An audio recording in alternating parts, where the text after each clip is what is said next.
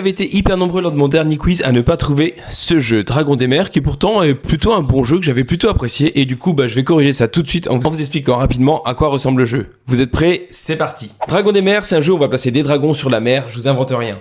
Et en fait, le but du jeu, c'est qu'il y a plein de façons de marquer des points, et le but, c'est d'être celui qui a marqué le plus de points à la fin de la partie. Pour ça, il y a plusieurs choses. Déjà, on va placer des dragons sur 4 faces du plateau. Vous voyez ici, il y a des petits symboles. Si vous êtes majoritaire sur certaines faces, vous allez gagner des points. Et en fait, comment ça se passe pour placer ces dragons? En début de partie, on a 2 cartes en main. On va en choisir une, comme par exemple, moi je vais jouer celui-ci. Et dans ces cas-là, ce que je vais faire, c'est juste que je vais prendre des pièces qui font cette forme et je vais les placer sur la carte. Imagine. Vous voyez, j'ai placé mon dragon, il y avait un bateau pirate, donc je vais prendre un jeton bateau pirate, et ces jetons ils vont me permettre de prendre ici des points par rapport aux différents jetons que j'ai. Par exemple ici, je vais gagner 8 points de victoire et je vais pouvoir prendre un corail. Qu'est-ce que c'est des coraux? J'allais vous l'expliquer, ce sont d'autres cartes qu'on voit ici, qui vont par exemple être des choses comme ceci, donc là à savoir, vous voyez, des bateaux, l'équivalent de 2 bateaux pirates, donc c'est quand même super intéressant.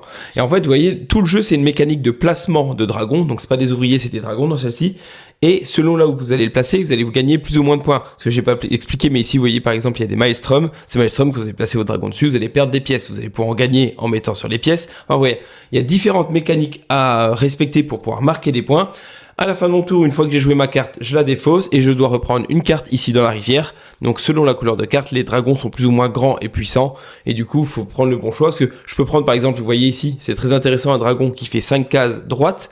Sauf que rien ne me garantit déjà que je vais pouvoir le placer parce que mes adversaires aussi vont placer leur dragon. Et surtout, il peut arriver que je doive le placer sur des maelstroms par exemple, ce qui est vraiment pénalisant. Donc il faut vraiment réfléchir à où je veux avancer, comment je vais avancer et qu'est-ce qui selon moi va marquer le plus de points possible.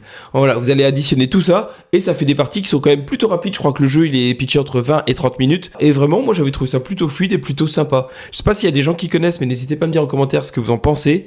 Voilà, moi en tout cas j'espère que je vous ai donné envie d'y jouer ou en tout cas que ça vous a intéressé un minimum. N'hésitez pas à le dire en commentaire. Je vous dis bonne journée, allez, salut!